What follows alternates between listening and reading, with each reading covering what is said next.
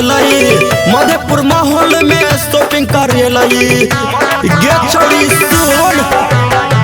कन के वाली होटल लाली लगेलई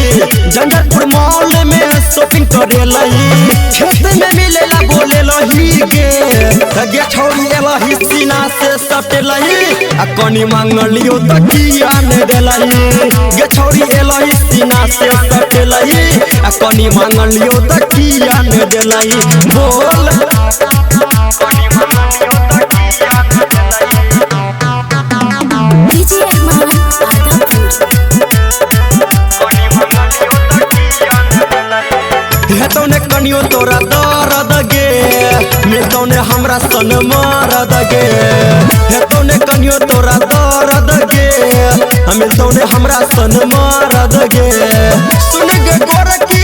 हेगे सवरकी करे छ लट लट किया पतरकी खेत में मिलेला बोलेलही गे गे छोड़ी एलही सीना से सटेलही कनी मंगलियो त किया ने देलही गे छोड़ी एलही सीना से सटेलही कनी मंगलियो त किया ने देलही बोल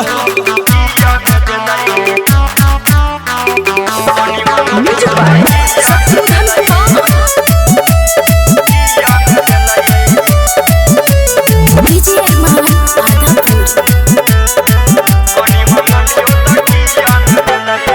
मिलतो ने हमरा जेना दुल्हा गे